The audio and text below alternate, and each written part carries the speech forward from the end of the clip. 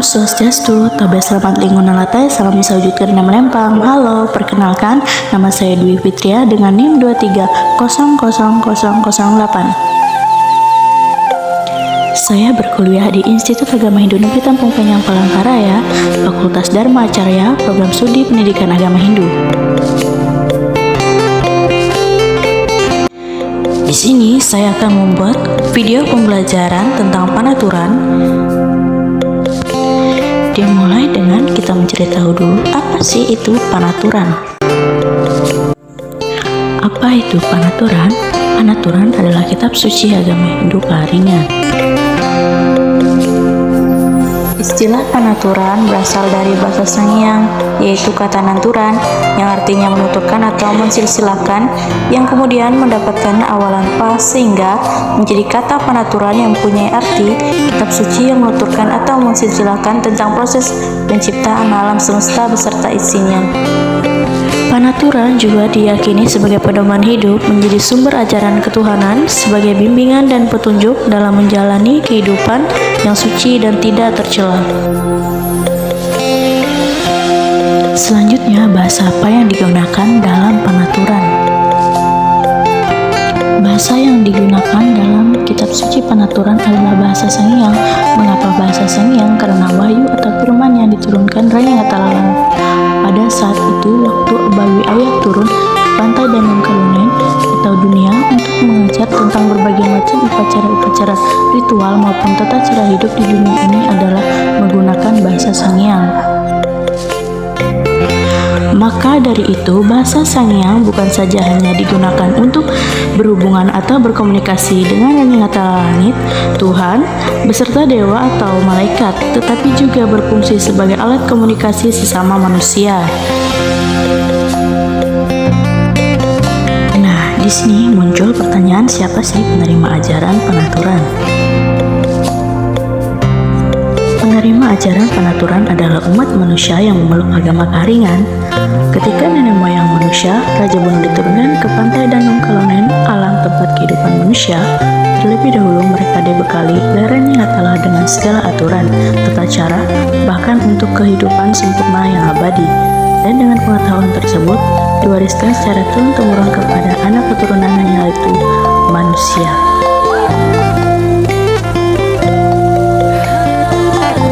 Lalu bagaimana konsep penyebaran ajaran panaturan?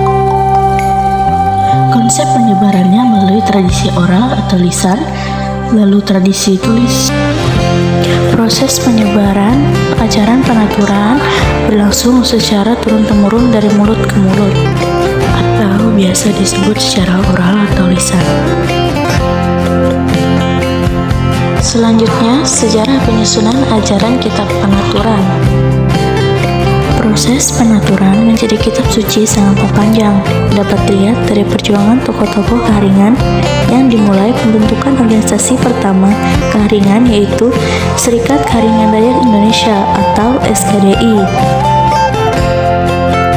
Kitab suci panaturan ini berhasil dibukukan dan diterbitkan pada tahun 1972 sebagai cetakan pertama yang memuat 56 pasal dan 206 halaman, dikeluarkan oleh Majelis Besar Alim Ulama Kaharingan. Dan penerbitan panaturan terbaru pada tahun 2021 dengan 63 pasal dan 2951 ayat. Selanjutnya, kedudukan panaturan itu sebagai apa? Kedudukan panaturan adalah sebagai kitab suci agama Hindu Kaharingan dan juga sebagai sumber hukum agama Hindu Kaharingan. Nah, di sini pasti banyak yang bertanya-tanya, apa sih tujuan pembelajaran panaturan? Tujuan pembelajaran panaturan jika di lingkungan mahasiswa adalah agar mahasiswa dapat memahami tentang pengertian bahasa dan sejarah kitab suci panaturan. Bagaimana garis-garis besar panaturan?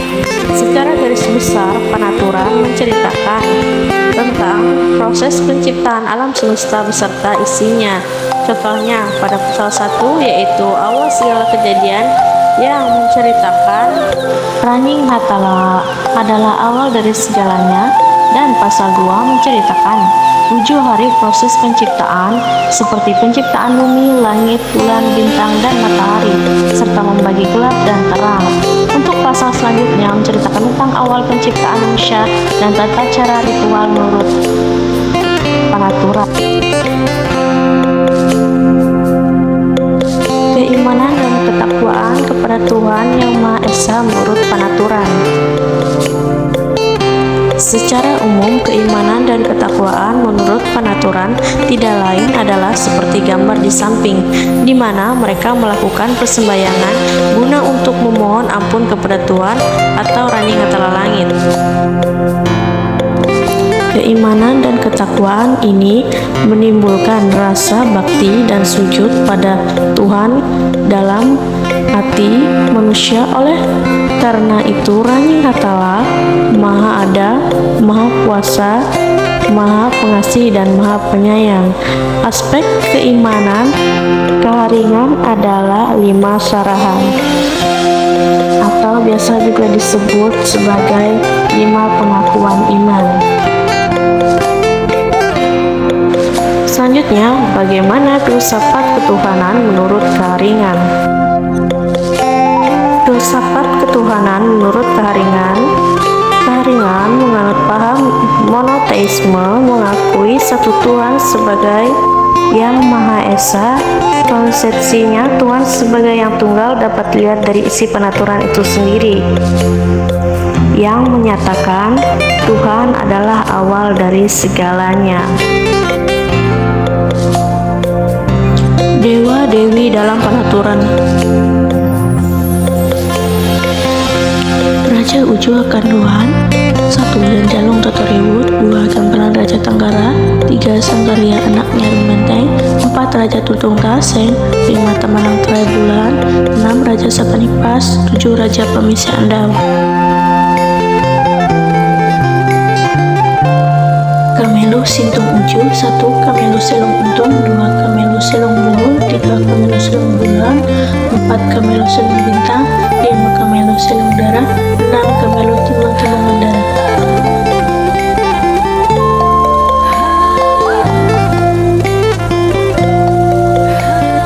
Tugas dan kedudukan para raja dan kamelu memiliki kedudukan berdasarkan fungsi dan tujuan mereka diciptakan, serta berdasarkan tempat tinggal mereka bagi kehidupan.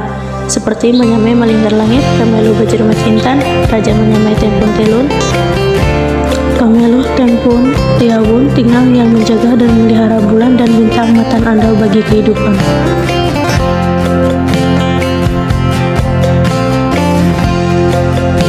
Apa sih pengertian 5 sarahan? 5 sarahan adalah 5 pengakuan iman agama Hindu keharingan.